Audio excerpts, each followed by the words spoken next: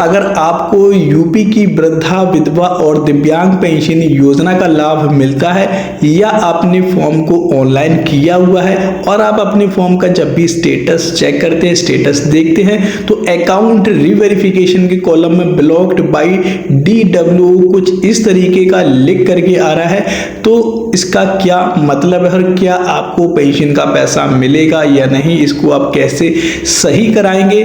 चाहे वो आपकी वृद्धा पेंशन के फॉर्म में आ रहा हो, चाहे वो आपको विधवा पेंशन में आएगा। अगर विधवा पेंशन में आएगा तो ब्लॉक्ड बाय DPO लिख करके आ सकता है या DWO लिख करके आ सकता है। और यदि आप दिव्यांग पेंशन में भी यही लिख करके आ रहा है तो क्या आपको करना चाहिए, किस कार्ड से आपका ब्लॉक्ड हुआ है फॉर्म, पूरी जानकारी आगे वीडियो में आपको मैं बताने वाला हूं।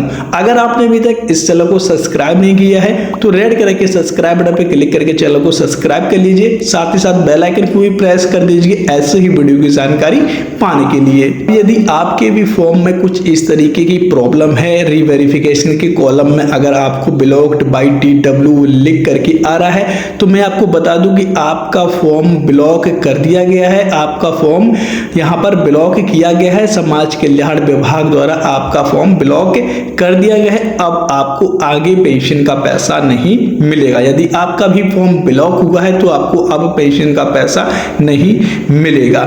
सबसे पहले आपको फॉर्म को अपना सही कराना होगा। अगर आप पात्र हैं तो आपको अपने फॉर्म को सही कराना होगा।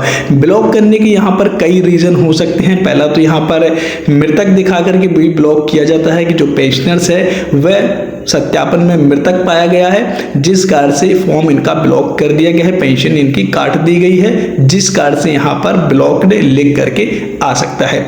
दूसरा रीजन यहाँ पर यह भी हो सकता है कि आपने KYC नहीं करवाई हो। कई बार KYC के लिए कहा जा रहा है, आपने KYC नहीं करवाई है तो उस कारण से भी आपका फॉर्म ब्लॉक हो सकता है। तीसरा यहाँ पर यह भी कारण हो सकता है कि आप अपात्र हो या गलत तरीके से फॉर्म पेंशन योजना का लाभ ले रहे हो, तो इस स्थिति में भी यहाँ पर ब्लॉक्ड हो सकता है।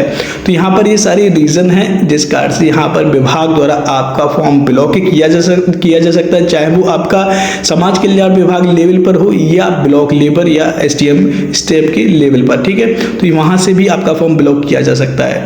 अब बात करते हैं कि इसको आपको सही कैसे कराना है। तो सही कराने के लिए सबसे पहले आपको रीजन को पता करना है कि किस कारण से आपका फॉर्म ब्लॉक किया गया है। सबसे पहले आपको रीजन को पता करना है कि किस वजह से, किस कारण से आपका फॉर्म ब्लॉक किया गया है, हटाया गया है, नाम काटा गया है सूची से।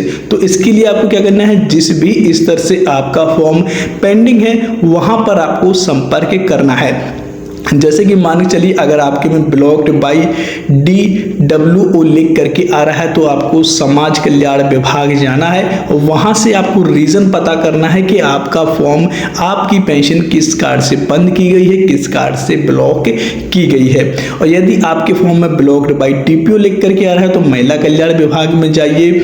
अगर आपका दिव्यांग पेंशन है तो दिव्यांग कल्याण विभाग में जाइए। कहने का मतलब यही है कि जिस भी लेवल से आपका फॉर्म पेंडिंग हुआ है उस लेवल पर आपको संपर्क करना है और आपको रीजन पता करना है कि किस वजह से आपका फॉर्म ब्लॉक किया गया है। तो रीजन बता देंगे कि आपका सत्यापन हुआ था, उसमें मृतक पाया गया, या आप अपात्र हैं, या आपको रीजन बता देंगे। अगर आप पात्र होंगे तो वहां से आप दोबारा से फॉर्म को अनलॉक करा सकते हैं। अगर आप मृतक दिखाकर किया गया होगा तो आप एक प्रार्थना पत्र लिखिएगा कि गलत सत्यापन किया गया है, जबकि पेंशनर जो है वह जीवित है, और एप्लीकेशन देकर के दोबारा से मांग करिएगा कि मेरा फॉर्म अनलॉक किया जाए, अनब्लॉक किया जाए। तो वहां से आपका फॉर्म अनब्लॉक भी हो सकता है, किया जाता है फॉर्म, ठीक है। तो वहां पर आपको संपर्क करना है, वहां से ही आपका फॉर्म अनब्लॉक होगा। यदि KYC नहीं हुई है तो वहां से अनब्लॉक करा करके आप KYC करवा लीजिए, या विभाग में जाकर के भी KYC आप करवा सकते हैं। तो ये सारे काम आपको करने हैं। सबसे पहले आपको रीजन को ही पता करना है कि कौन सा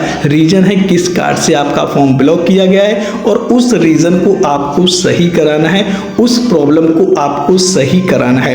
अब कई लोग यहाँ पर कमेंट करेंगे सर इसमें कितना टाइम लगा, इसमें समय लगता है। आप मान के चलिए कि 6 महीना या 3 महीना या इससे ज़्यादा भी समय लग सकता है। अगर आपकी एक बार पेंशन बंद हो जाती है तो दोबारा से पेंशन चालू होने में समय यहाँ पर लगता है। तो दोस्तों अब आप समझ गए होंगे कि ब्लॉक्ड बाय DW को क्या मतलब है और इसको आपको कैसे सही कराना है।